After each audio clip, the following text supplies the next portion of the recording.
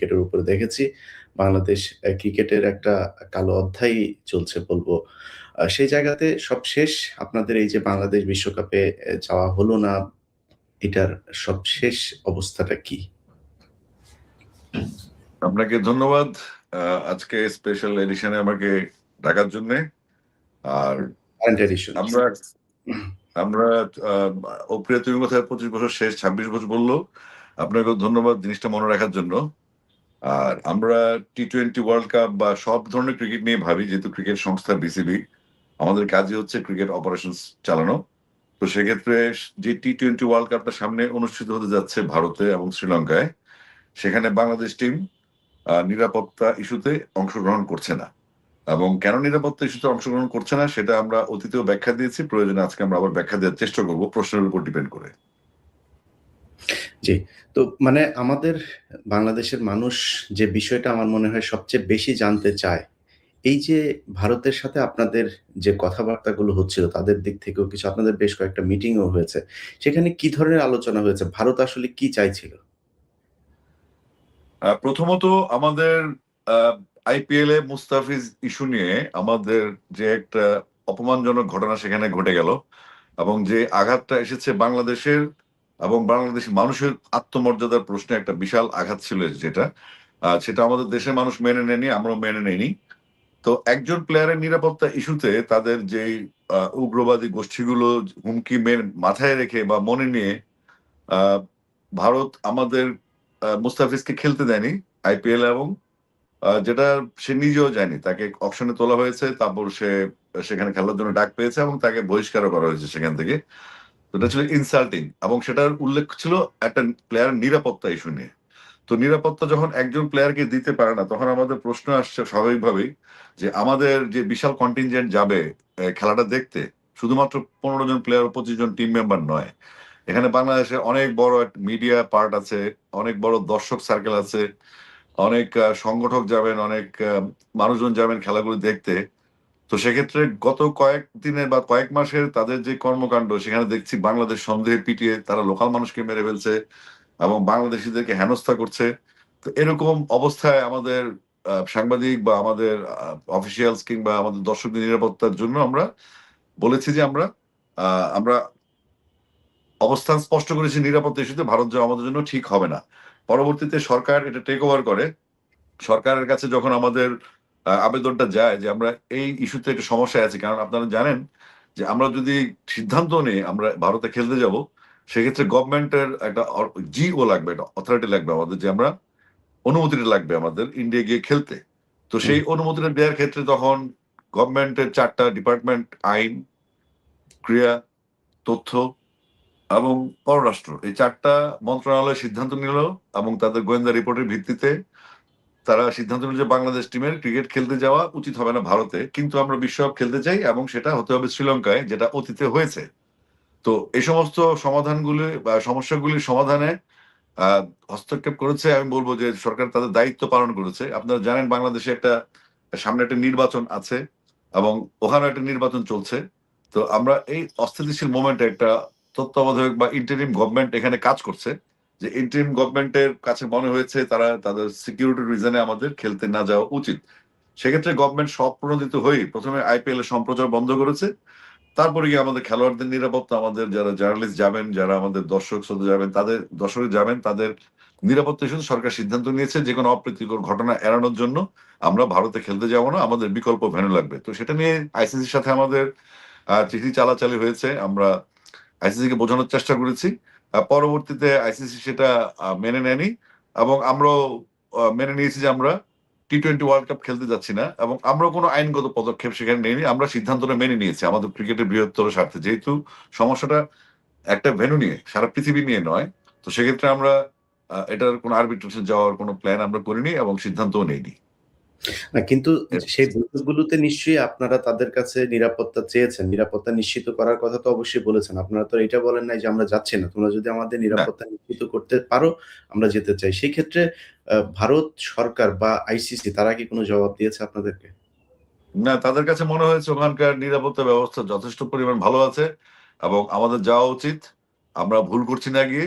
কিন্তু আমাদের মনে হচ্ছে আত্মমর্যাদার প্রশ্ন এবং নিরাপত্তার প্রশ্নে আমাদের যাওয়া উচিত না। এই কনফ্লিক্টটাতে আমাদের আসলে যাওয়া হয়নি। কিন্তু আমরা যে বিকল্প ভেন্যুর কথা বলেছিলাম, আমরা তো খেলতে চাই ওয়ার্ল্ড কাপ। আমাদের অনেক প্লেয়ারের জীবন আছে যারা প্রথমে ফার্স্ট টাইম ওয়ার্ল্ড কাপ খেলবে, টি-20 ওয়ার্ল্ড কাপ, যাদের হয়তো মিশন ভিশন ছিল, তারা ছোট থেকে বড় হয়েছে। এই খেলোয়াড়দের স্বপ্ন থাকে যে ওয়ার্ল্ড কাপ খেলবো, বড় আসরে ক্রিকেট খেলবো, নিজেকে মেলে ধরবো, নিজের পারফরমেন্স দেখাবো। তো সেখানে সেই দিক থেকে বিবেচনা করে আমরা আসলে খেলতে চাইছিলাম ওয়ার্ল্ড কাপটা। এবং এটা তো একটা ইভেন্ট, এই ইভেন্ট গুলো 2 বছর পর পর অনেক রকম ইভেন্ট হয়, টি-20 ওয়ার্ল্ড কাপটা সেরকম একটা ইভেন্ট। তো সেই ইভেন্টের জন্য আমাদের প্লেয়ারদেরকে যদি বাই চান্স কোন রকম স্যাবোটাজ হয়ে যায়, হতে পারে, এটা হয়, আমরা বাংলাদেশে নিরাপদ না, ওখান থেকে মানুষজন সেখানে মেরে আবার ওখানে চলে যায়। এবং ভারতে প্রচুর পরিমাণে পতিত সরকারের একটা অনেক লোকজন সেখানে আছে যারা হিংস্রতা জন্য মোটামুটি প্রমাণিত হয়ে তারা হিংস্র, এবং তাদের কাছে আমাদের ওখানে যাওয়াটা নিরাপদ না। এবং আমার 3টা খেলাই কলকাতায়। তো কলকাতায় থাকার কারণে আমরা আসলে স্বাভাবিকভাবে আমাদের প্লেয়ারদের নিরাপত্তা ইস্যুতে আমাদের যেমন ভিসা একটা সমস্যা, সাংবাদিকদের অ্যাক্রিডিটেশন একটা সমস্যা, তারপর দর্শকদের ভিসা সমস্যা। তো এত বড় একটা কন্টিনজেন্টে অনেকগুলো সমস্যা এত দ্রুত সমস্যা দূর করা সম্ভব না। এইসব ক্ষেত্রে সরকার সিদ্ধান্ত নিয়েছে। বাট আমরা সবসময় প্রস্তুত ছিলাম। আমরা যদি কালকেও যদি বলে আমরা শ্রীলঙ্কা খেলবো, আমাদের ভেন্যু শ্রীলঙ্কা দিয়েছে, আমরা কালকেও খেলতে প্রস্তুত। সেক্ষেত্রে আমাদের কোনো না নেই। এরপর থেকে কি কোনো চাপে আছেন? যেটা বলা হচ্ছিল বিভিন্ন আ ভাবে বলা হচ্ছিল যে আপনারা আ এই ক্রিকেটকে ধ্বংস করে দিয়েছেন। আপনাদের বোর্ডের কিছু পরিচালক এবং প্রেসিডেন্ট যিনি আছেন, সবার বিরুদ্ধেই নানান ধরনের অভিযোগ হচ্ছিল। এই বিষয়গুলো নিয়ে কোনো চাপে আছেন কিনা? না, চাপ না। আমরা আসলে যখন আজকে বোর্ডের বয়স প্রায় ১০০ দিন প্লাস, আমরা দায়িত্ব নেওয়ার পর থেকে আমরা বিভিন্ন রকম চাপে পড়েছি, এবং সেই চাপগুলো কেন আসছে, সেই হুম, চাপগুলি কারা তৈরি করছে এবং কি উদ্দেশ্যে চাপগুলি তৈরি করছে, সেগুলো আমরা মোটামুটি আমরা একটা কনক্লুশনে এসছি যে এই কারণে তারা আমাদেরকে ডিস্টার্ব করছে বা আমরা ডিস্টার্ব হচ্ছি। কিন্তু বাংলাদেশের ক্রিকেট ধ্বংস হওয়ার মতো কোনো ইস্যুতে নেই। কারণ আপনারা জানেন, গত 53 বছর বাংলাদেশের ক্রিকেটের সমৃদ্ধি কিন্তু আসছে ২০০৬-৭ সালের পর থেকে। মানে এটার এর আগ পর্যন্ত কিন্তু আমাদের প্লেয়ার ওইরকম ফ্যাসিলিটিস পেত না। আইসিসি ওয়ার্ল্ড কাপ চ্যাম্পিয়ন হওয়ার পরে আমাদের ওইরকম ট্যুর ছিল না। তো হুম, আমাদের ভবিষ্যতে অস্ট্রেলিয়া, ওয়েস্ট ইন্ডিজ, পাকিস্তানের মতো দলগুলো বাংলাদেশে আসবে। অনেকেই প্রচার করার চেষ্টা করেছিল তাদের। এখানে তো আসলে এজেন্টেরও কিছু ইস্যু থাকে। মনে করেন আমরা দেশপ্রেমিক বা মানুষ হিসেবে আমাদেরকে পরিচয় দিতে পছন্দ করি। আমাদের খেলোয়াড় দেশপ্রেমিক হিসেবে তাদেরকে পরিচয় দিতে পছন্দ করে। কিন্তু এর মধ্যে এমন কিছু লোকজন ঢুকে গেছে যারা হয়তো অন্য একটা দেশে পারপাস সার্ভ করে, বা আমাদের এখানে অসন্তোষ তৈরি করার জন্য, ঝামেলা তৈরি করার জন্য তারা বিভিন্ন রকম কল্পকাহিনী তৈরি করে, এবং তাদের একটা মতামত প্রকাশ্যেই প্রকাশ করছে। যেটার কোনো মানে রাগ-ঢাক না রেখেই তারা কথাগুলি বলছে। তো আমাদের কাজের ক্ষেত্রে এগুলো খুব hindrance হয়ে যাচ্ছে রীতিমতো। কেন? আমরা যেই কাজটা করার জন্য বিসিবিতে এসেছি সেটা হচ্ছে বাংলাদেশের ট্রিপল সেঞ্চুরি ভিশন আমাদের। আমাদের বোর্ডের সিদ্ধান্ত যেটা হচ্ছে, প্রথম হচ্ছে 100% ট্রাস্ট। বিশ্বাসটা স্থাপন করতে হবে আমাদের। দ্বিতীয়ত হচ্ছে আমাদের পারফরম্যান্সটাকে অনেক ডেভেলপ করতে হবে, এবং ট্রিপল সেঞ্চুরি, থার্ড সেঞ্চুরি হচ্ছে আমাদের দেশের সর্বত্র ক্রিকেটটাকে পৌঁছানো, যেটা ডিসেন্ট্রালাইজ এর মাধ্যমে আমরা অলরেডি সারা বাংলাদেশে কাজ শুরু করেছি। আপনি লক্ষ্য করবেন যে শুধুমাত্র এই টি-20 ওয়ার্ল্ড কাপ বা ন্যাশনাল টিম কিংবা সিলেট, ঢাকা, চট্টগ্রাম নিয়েই কিন্তু আসলে এই খেলাগুলি ঘুরপাক খাচ্ছে, কথাবার্তাগুলি ঘুরপাক খাচ্ছে। অথচ আমাদের ক্রিকেটের মূল যে ভিত্তি, সেটা হচ্ছে আমাদের আহ, ঢাকা লিগ, জেলা লিগ, এবং আমাদের বিভিন্ন বয়স ভিত্তিক টুর্নামেন্ট, তারপর আমাদের টাইগার ক্রিকেট বা টাইগার ক্রিকেটের জন্য 20 থেকে 23-এর যে টুর্নামেন্টগুলি, সেগুলোর কোনো ফোকাস কিন্তু আপনারা কোনো পত্রিকা বা কোনো ম্যাগাজিনে বা কোনো অনলাইন প্ল্যাটফর্মে পাবেন না। তারা শুধুমাত্র ঢাকা স্টেডিয়াম কেন্দ্রিক নিউজ বা বড় বড় ফ্লাড লাইটের ঝলমলে আলো যে আসরগুলি হয়, তো এটা তো আসলে মূল ক্রিকেট না। এই যে এখন বাংলাদেশে চলছে আপনার অনূর্ধ্ব 18 ফাইনাল রাউন্ড কক্সবাজারে, অনূর্ধ্ব 16 ফাইনাল রাউন্ড চলছে, অনূর্ধ্ব 14 জোনাল রাউন্ড চলছে, এবং অচিরে শুরু হচ্ছে অনূর্ধ্ব 12। শুরু হবে মাদ্রাসা ক্রিকেট, শুরু হবে ইংলিশ মিডিয়াম ক্রিকেট, শুরু হবে ছিন্নমূল এবং সুবিধা বঞ্চিত শিশুদেরকে নিয়ে ক্রিকেট, যেটা আমরা চাচ্ছি পুরো ক্রিকেটটাকে আমাদের শিশুদের মধ্যে, আমাদের আপকামিং জেনারেশনের মধ্যে ছড়িয়ে দিতে, যেটার কারণে তাদের মনে একটা ডিসিপ্লিনের জন্ম দিবে, যে ডিসিপ্লিনটা হচ্ছে বেসিক্যালি ক্রিকেটের মূল স্তম্ভ। এই ডিসিপ্লিনটা সে প্লেয়ার হতে পারুক বা না পারুক, একটা ভবিষ্যতে যখন সে দাঁড়াবে, একটা জায়গায় দাঁড়াবে, তখন ডিসিপ্লিনটা তার জীবনে কাজ করবে, যেটা ক্রিকেট খেলা শুধুমাত্র একটা খেলা না।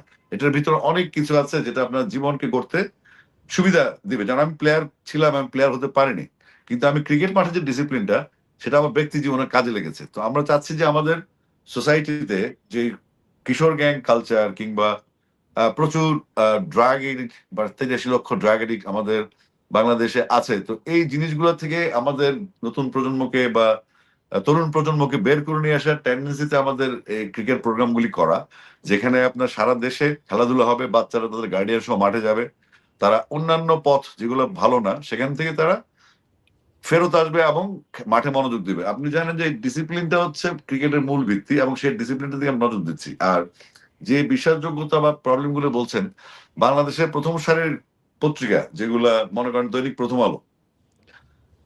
আলোর পত্রিকা যদি বুলবুলের কার্টুন নিয়ে, বুলবুলের কার্টুন তৈরি করে, আমার BCB president Aminul Islam বুলবুলের cartoon তৈরি করে তারা নিউজ ছেপেছে উনি ওয়ান ওয়ে টিকিট নিয়ে অস্ট্রেলিয়া চলে গেছেন, বাংলাদেশে হায় হায় অবস্থা। ডেইলি সান নামে একটা পত্রিকা আছে, ইংলিশ পত্রিকা, জাতীয় দৈনিক, তারা তো রীতিমতো ডিক্লারেশন দিয়েছে গভীর রাতে আমিনুল ইসলাম বুলবুল ওয়ান ওয়ে টিকিট নিয়ে চলে গেছে। আবার কয়েকদিন আগে দেখলাম আপনার এটা সব নাম গন্ধহীন চ্যানেল এগুলি, যেগুলোর কোনো ভিত্তি আমরা খুঁজে পাই না, সেখানে বলা হচ্ছে আমিনুল ইসলাম বুলবুল বিপিএল এ ম্যাচ গড়া পেটায় জড়িত। তো এই ধরনের ভুয়া নিউজ গুলা বা বিভ্রান্তি তৈরি নিউজ গুলা মানুষের মনে কিন্তু একটা ভাবান্তর সৃষ্টি করে, মানুষের মনে নেগেটিভিটি তৈরি করে। তো আমরা যেটা চাচ্ছি সেটা হচ্ছে ক্রিকেটটাকে এগিয়ে নিতে, কিন্তু ক্রিকেটের আশেপাশে আনুষঙ্গিক যে ডিস্টারবেন্স গুলো আছে সেগুলো আমাদের কাজকে ডিস্টার্ব করছে, ভবিষ্যতে ক্রিকেটকে এগিয়ে নিয়ে যাওয়ার জন্য একটা প্রতিবন্ধকতা সৃষ্টি করছে। এই জন্য আমাদের বিভিন্ন রকম সিদ্ধান্ত নিতে হচ্ছে এবং আমরা এগুলো ফেস করার চেষ্টা করছি। আপনি জানেন আমাদের ক্রিকেটটা যখন আমরা বোর্ডের দায়িত্ব নেওয়ার পর থেকে আমরা গত 17 বছর যে বোর্ডটা চলেছিল, সেই বোর্ডের অনেক রকম অনিয়ম, ত্রুটি, দুর্নীতি আমরা আমাদের সামনে আস্তে আস্তে আস্তে আসছে, যেগুলো আমরা আস্তে আস্তে প্রকাশ করবো, সেগুলো ফাইলগুলি আস্তে আস্তে আমাদের কাছে আসছে। তো আমরা বিশ্বাস করি এবং বুঝে গেছি যে গত 17 বছর যে বোর্ডগুলো ছিল সেই বোর্ডের বৈধতা। আচ্ছা ভাই, এটা কি একটু মোটা দাগে কি একটু বলা যায় যে মানে কি কি বিষয়গুলো নিয়ে? আমরা শুনেছি যে আপনাদের এখানে নাকি ডাব কিনতে পাওয়া যায় 18,000 টাকা দিয়ে, তারপরে অনেক কিছু শুনেছি।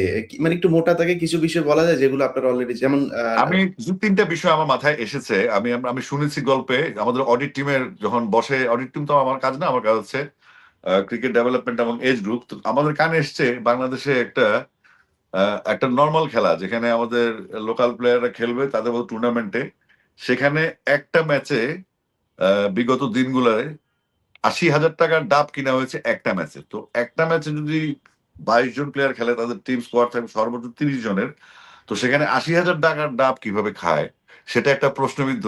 তো আমাদের নাজমুল ইসলাম ভাই কিন্তু ওই কথাটাই বোঝানোর চেষ্টা করেছেন, পরবর্তীতে যেটাকে অপব্যাখ্যা দেওয়া হয়েছে। তারপরে মনে করেন ছোটখাটো ইস্যুগুলো বলি, যেগুলো বড়গুলো যেহেতু অথেন্টিক হতে হবে, দলিল দালিলিক থাকতে হবে। যেমন মাইক্রোবাস ভাড়া, আমাদের মাইক্রোবাসের বিশাল বহর আছে যেটা বিসিবির কাজ করে, সেখানে দীর্ঘদিন ধরে একটা সিন্ডিকেট কাজ করছে। আপনি যদি নওগাঁ থেকে নাটোর যান, যে মাইক্রোবাসের ভাড়াটা হওয়া উচিত 5,000, 5,500, 6,000 টাকা, সেই মাইক্রোবাসের ভাড়াটা ধরা হচ্ছে 16,000, 16,500 টাকা। তো এটার একটা টাকার একটা আহ, দুর্নীতির মচ্ছব যেটা আমরা বলতে পারি। তো এই ধরনের ছোট ছোট কিছু এক্সাম্পল আপনাকে দিলাম। পরবর্তীতে এই মাটির ইস্যু আসবে বা টিকেটিং এর ইস্যু আসবে, বা আমাদের 17 বছরে বিসিবির ভিতরে থাকা যেই পুরোনো লোকগুলো আছে, আমরা একটা বোর্ড মিটিং করতে পারি না, মুহূর্তের মধ্যে খবরটা বাইরে চলে যায়। এমনকি আমাদের বোর্ডের বাইরে গিয়ে পিছন দিক দিয়ে দেখতে হয় কেউ শুনছে কিনা, সাউন্ড প্রুফ, তারপরেও আমাদের এই সন্দেহ থাকে। তো অর্থাৎ আমরা শুরু থেকেই এমন একটা চ্যালেঞ্জের মধ্যে আছে, যেটা হচ্ছে আমাদেরকে তারা এই বোর্ডে থাকতে দিচ্ছে না বা থাকতে দিচ্ছে না কেন জানেন? সেটা হচ্ছে অতীতের যে ঘটনাগুলো সেগুলো ধামাচাপা দেওয়ার জন্য এই বোর্ডটা তাদের জন্য খুব হুমকি স্বরূপ হয়ে গেছে। এই বোর্ডটা না থাকলে অতীতের ঘটনাগুলো ধামাচাপা দেওয়া যাবে, এবং তারা সেই চেষ্টাও করেছে। এবং আর মোটা দাগে যদি বলেন, অতীতে যে ফ্যাসিস্ট ছিল তাদেরকে পুনর্বাসন করার জন্য আমাদের বর্তমানের যে বৈষম্য বিরোধী আন্দোলন হয়েছে, বিপ্লবটা হয়েছে, এবং বাংলাদেশের নতুন বাংলাদেশের যে সম্ভাবনা নিয়ে ইন্টারিম সরকার গঠন করে চলছে, সেখানে আমাদের ক্রিকেটটাকে ডিস্টার্ব করার জন্য বা আমাদের এই বোর্ডটাকে সরিয়ে ফেলার জন্য আপনারা বিভিন্ন কমেন্ট শুনেছেন। কেউ বলছেন অবৈধ, কেউ বলছে ক্ষমতায় আসলে এই বোর্ড নতুন করে গঠন করা হবে। এগুলো কোনো ভিত্তি আসলে আমরা খুঁজে পাইনি। কারণ একটা ইলেকটেড বডি যখন কাজ শুরু করে, তখন বাইরে থেকে 25 জন ডিরেক্টর কাজ করছেন, একজন রিজাইন করেছেন তার ব্যক্তিগত কারণ দেখে, তার বাবার অসুস্থতা দেখে, বাকি 24 জনই কাজ করছেন। তো সে সমস্ত কথাবার্তাগুলোকে মিডিয়াতে যেভাবে আসে এবং তারা যেভাবে দাম্ভিকতার সাথে কথা বলে, তো তাদের যে অতীতের ভূমিকা এবং 24 জুলাইয়ের বিপ্লব পরবর্তী সময়ে যেই ঘটনাগুলি আমাদের সামনে আসছে, যে ফ্যাসিস্টদেরকে পুনর্বাসন করা এবং তাদেরকে নিয়ে নতুন ভাবে মডেল তৈরি করা, তাদের পুরনো কাজগুলোকে ধামাচাপা দেওয়ার জন্য রানিং কিছু লোকজন তাদেরকে প্যাট্রোনাইজ করছে, তাদেরকে বিক্ষুব্ধ করছে বা তাদেরকে উস্কানি দিচ্ছে এবং মিডিয়াকে ফলস ইনফরমেশন দিচ্ছে, মিডিয়াকে যা তা বলে যাচ্ছে, সেগুলো নিয়ে একটা ধোঁয়াশা তৈরি হচ্ছে। তো সব মিলিয়ে ক্রিকেট বোর্ড সিদ্ধান্ত নিচ্ছে যে আমাদের আসলে এখন যে কাজগুলি করা দরকার সেটা হচ্ছে প্রথম হচ্ছে জুয়া থেকে ক্রিকেটকে সুরক্ষা করা, এক নাম্বার।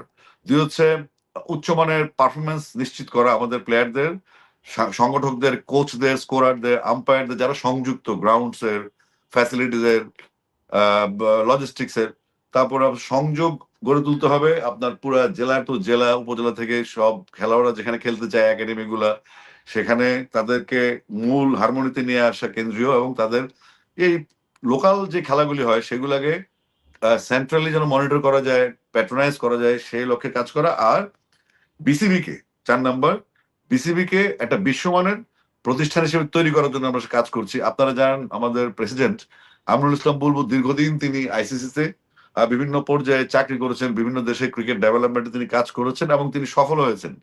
তিনি কিন্তু তার চাকরি ছেড়ে দিয়ে বিনা বেতনে বিসিবি প্রেসিডেন্ট হয়েছেন এবং তিনি একজন সফল ক্রিকেটার ছিলেন, বাংলাদেশের প্রথম টেস্ট সেঞ্চুরিয়ান, তার ক্রিকেট ক্যারিয়ার নিয়ে কোনো কথা নেই। এই সমস্ত জিনিসগুলো এত ভালোভাবে পাওয়ার পর যখন ধোঁয়াশা তৈরি করা হয়, তখনই আমাদের কিছু পদক্ষেপ নিতে হয়েছে ওই জিনিসগুলোকে লক্ষ্য রেখে। আমরা শুনেছি যে আপনাদের নাকি ঢাকা থেকে এই ফতুল্লাতে যেত আগের যে বোর্ড প্রেসিডেন্ট ছিলেন পাপন, তিনি হেলিকপ্টারে যেতেন।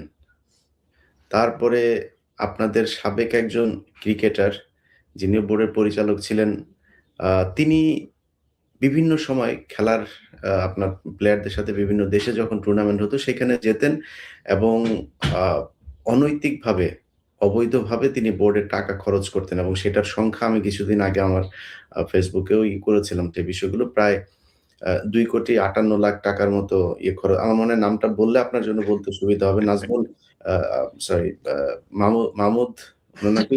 সুজন। খালেদ আচ্ছা, মাহমুদ হ্যাঁ। সুজন। খালেদ মাহমুদ সুজন। তো উনার বিরুদ্ধে এসব অভিযোগগুলো এসেছে। নিশ্চয়ই আপনাদের কাছে এরকম আরো অনেকের বিরুদ্ধে অনেক অভিযোগগুলো এসেছে এবং আপনি নিজেও যেটা বললেন যে জুয়া এখানে চলছিল, যে বিষয়গুলো আমরা জানি না এবং আপনাদের এখানকার যারা স্পোর্টস এর যারা সাংবাদিক আছে তারাও আমি জানি না উনারা কি জানেন না নাকি উনারা জেনেও এগুলো গোপন করেন। তো এই বিষয়গুলো আপনারা নিশ্চয়ই প্রমাণ পেয়েছেন বা এখনো তদন্ত চলছে।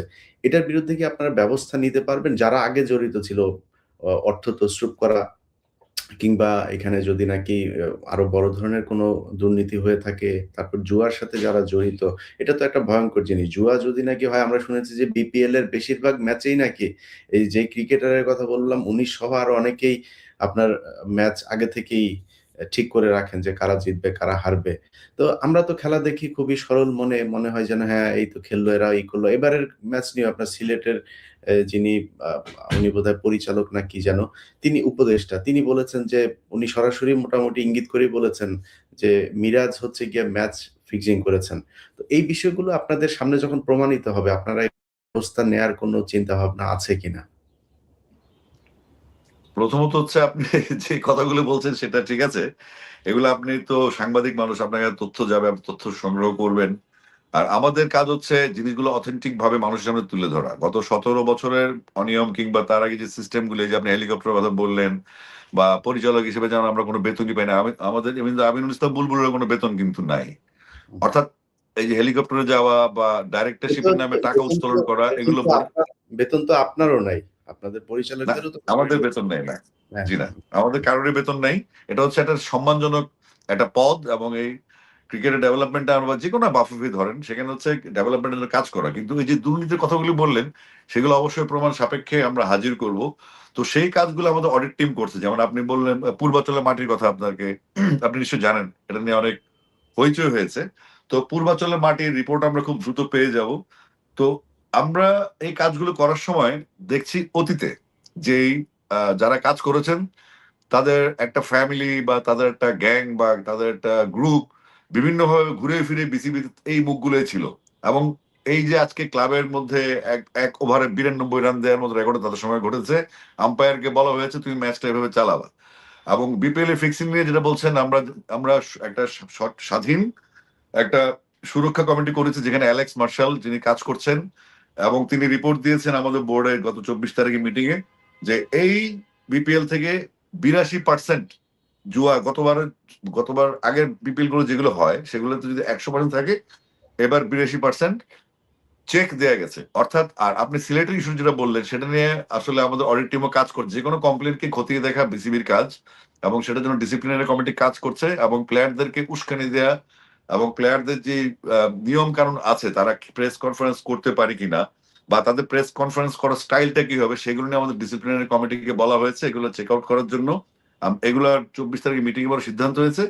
এবং আমাদের যে অনিয়মগুলি এই ফিক্সিং থেকে শুরু করে ম্যাচ, আমাদের লোকাল লিগ গুলা বা লোকাল ঢাকার বাইরের লিগ গুলা বা খেলোয়াড়দেরকে বাদ দিয়ে দেওয়া বা খেলোয়াড়দেরকে ফেভার করে নিয়ে আসা যেখানে ট্যালেন্টরা নষ্ট হয়ে যায়, ট্যালেন্টরা খেলতে পারে না।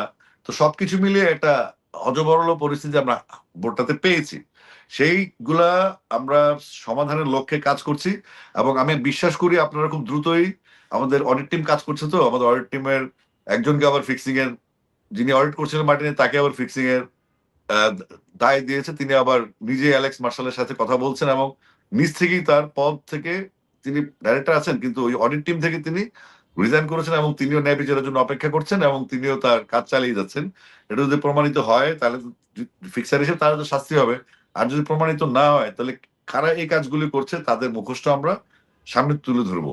তো এই সমস্ত দুর্নীতি, হেলিকপ্টারে যাওয়া বা ডাইরেক্টরশিপের নামে, কোচিং এর নামে টাকা নেওয়া, নিজের চিকিৎসার নামে, এগুলা অতীতে হয়েছে। এবং আমাদের যে খেলাধুলার বাচ্চারা যে খেলবে, সেখানে দেখা যাচ্ছে হোটেলে ভাড়া নিচ্ছে 3,000 টাকা, কিন্তু বাচ্চাদেরকে রাখা হচ্ছে নর্মাল ডরমেটরিতে, যেখানে আহ, আহ, মানে পয় নিষ্কাশন থেকে শুরু করে থাকা খাওয়া ফ্যাসিলিটিস গুলো খুব পুয়ার। তো এগুলি আমাদের প্লেয়ারদের মনে একটা বিরূপ প্রতিক্রিয়া তৈরি করে, এবং তাদের ভবিষ্যৎ যে প্ল্যানটা থাকে বড় ক্রিকেটার হওয়ার, একটা সিস্টেম বড় হওয়ার, সেখান থেকে তারা মানসিকভাবে লক্ষ্যচ্যুত হয়ে যায়। তো এগুলা আসলে দূর করার জন্য আমরা কাজ করছি, এবং আপনাকে বলতে পারে স্পেশাল এডিশনের মধ্যে আপনাকে বলতে পারে আপনারা খুব দ্রুতই এই ডকুমেন্টস গুলো আপনাদের সামনে আমরা হস্তান্তর করব, মানে আমরা মিডিয়াতে ফ্ল্যাশ করবো ইনশাল্লাহ। সেগুলো কাজ চলছে। না কিন্তু এই জিনিসগুলোতে ধরেন আমি একটা জিনিস যদি বলি, যেমন আপনি মাটির কথা যেটা বললেন, আপনারা ওইখানে সম্ভবত 20,000 সিএফটি মাটি আপনারা কিনেছেন। সেই 20,000 সিএফটি মাটির মধ্যে এখন পর্যন্ত আমি জানি না আপনারা শেষ পর্যন্ত কতটুকু পেয়েছেন। আমি যতটুকু শুনেছি যে 7,000 বা 8,000 সিএফটি মাটি আপনারা খুঁজে পেয়েছেন। তো এটা তো দিনের মতো পরিষ্কার, এবং সেখানে ফাইন্যান্স কমিটির যিনি আছেন প্রধান নাজমুল ভাই, উনি নিজে উনার তদন্তে পেয়েছেন। উনার টিম কাজ করার পরে সেখানে সিআইডি কাজ করেছে, তারাও একই একই প্রমাণ পেয়েছে। মানে এগুলো পাওয়ার পরে ইটস বিন ওয়ান, আমার মনে হয় 1 মাসেরও বেশি হয়ে গিয়েছে বোধহয়। আমি নিজেই এটা খবর পেয়েছিলাম আরো 15 দিন আগে। তো এই যে এতদিন হয়ে গেল আপনারা রিপোর্টটাও প্রকাশ করতে পারছেন না। এটার পেছনে কি কোনো আপনাদের কোনো চাপ আছে কিনা? না, এটা রিপোর্টটা শেষ পর্যন্ত সিআইডি তে ছিল, এবং সিআইডি থেকে সম্ভবত আমি গত কয়েকদিন নির্বাচনী কাজে ছিলাম একটু ঢাকার বাইরে, বোর্ডেও যাওয়া হয় না 2-3 দিন। তবে আমার যতটুকু আলোচনায় আমরা বুঝেছি যে আমরা খুব দ্রুততম সময়ে এগুলি প্রকাশ করতে পারবো, কোনো বাধা বন্ধকতা নেই। আমরা যদি পাই, সিআইডি থেকে পাই, ডেফিনেটলি সেটা আহ, সবার জন্যই উন্মোচন করা হবে। এটা প্রেসকে জানানো, আমি শুরুতেই যখন আমরা দায়িত্ব নিই আমি প্রেসকে বলেছি যে প্রেস এবং ক্রিকেট এবং ক্রিকেট বোর্ড আমরা একসাথে মার্চ করব। আমি নিজেই কিন্তু প্রেসকে খবর দিয়ে মাঠে নিয়ে গিয়েছি আপনার হুম। পূর্বাচলের মাঠে। এবং পূর্বাচলের মাঠে আমরা যখন অন্য প্রেসকে বললাম, তার আগের দিন একটু বাহাদুরি করে আমি বললাম কালকে আমরা মাটির ঘটনায় আমরা কালকে পূর্বাচল যাব, আপনারা আসেন। তো দুই একটা টিভি চ্যানেল আগে থেকে, যেটা হয় আর কি, যে আগে নিউজ করতে পারে সে আমার একটা কম্পিটিশন থেকে, তার আগেই বলেছেন যে মাটি চুরির ঘটনা ঘটেছে, তারপরে এইটা সেটা। তো আর আমাদের একজন ডিরেক্টর বলছে 6 মাসের কথা, যে সেটা আসলে এই বোর্ডের বয়স 3 মাস, তখন ছিল 2 মাস বা আরো কম। তো এই মাটি চুরির ঘটনা ঘটেছে আরো 6-7 মাস আগে, অর্থাৎ ফারুক ভাই যাওয়ার পরে, বুলুল ভাই আসার আগে মাঝখানে যে বোর্ডটা ছিল, যখন কোনো বোর্ড প্রেসিডেন্ট ছিল না, একটা বোর্ডের অন্যান্য ডাইরেক্টর চালাচ্ছেন, ওই সময় যে দুর্নীতিগুলো হচ্ছে সেগুলো আমাদের সামনে আসছে, এবং সেগুলা ধামাচাপা দেওয়ার জন্য বেসিক্যালি তারা সর্বোচ্চ চেষ্টা করছে। কিন্তু আমরা যেহেতু স্বাধীন একটা কমিশন আছে, এখানে অ্যালেক্স মার্শাল কাজ করছেন, এবং সিআইডিও যথেষ্ট আন্তরিকভাবে আহ, তাদের তদন্তটা মোটামুটি সেরে ফেলেছে, এবং এটা আমাদের হাতে পৌঁছানোর সময়ের ব্যাপার। আমি ঠিক এই মুহূর্তে আপডেটটা জানাতে পারছি না আপনাকে, যেহেতু এটা আমার ডিপার্টমেন্ট না, কিন্তু একটু বলতে পারি যে আমরা যথেষ্ট এগিয়েছি মাটি চুরির ঘটনা আপনার সামনে প্রকাশ করার জন্য। আশা করছি আমি আজকে কালকে আমরা বোর্ডে যাব, আপনার এই প্রশ্নটা আমি মাথায় রাখলাম এবং জিজ্ঞেস করবো যে মাটি চুরির ব্যাপারটা কি, রেজাল্টটা কি, আপনাদের আমরা কিভাবে জানাবো।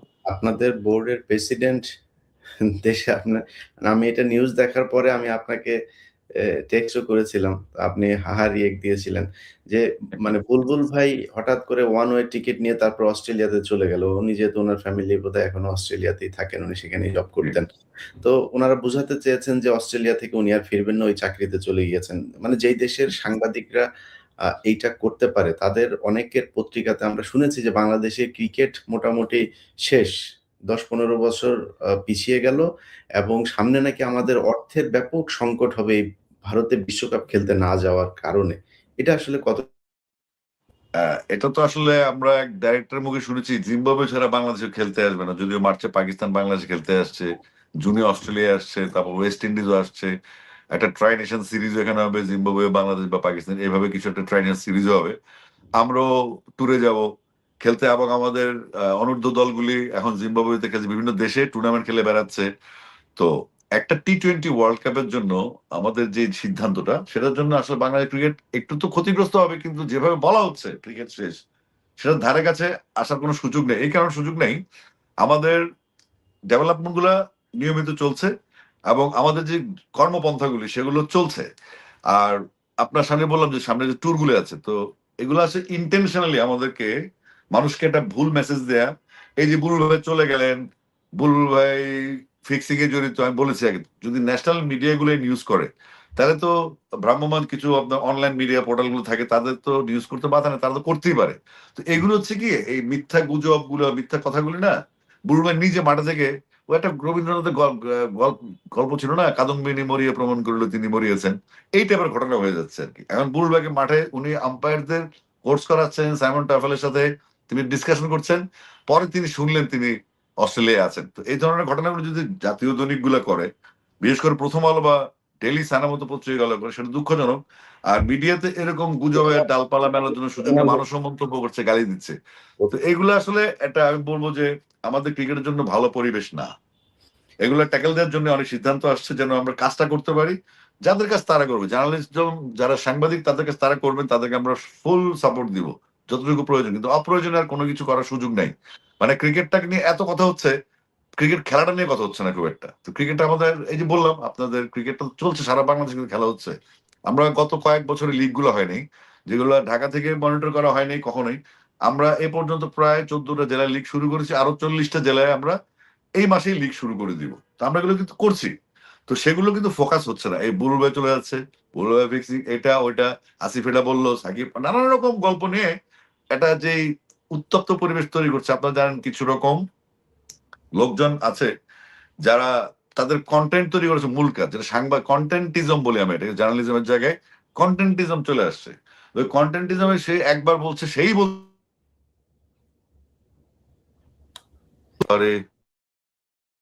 কালকে থেকে আমরা, আপনি কি শুনতে পাচ্ছেন? আমাকে একটা ফোন জি, আসছিল আমার। জি, জি, ফোন আসছিল আবার। ঠিক আছে এখন। যে জি। কালকে থেকে আমরা ইন্ডিয়া যাবো না, বাংলাদেশ যাবে, শ্রীলঙ্কায়, পাকিস্তান যাবে, অমুক পাকিস্তান আসবে না।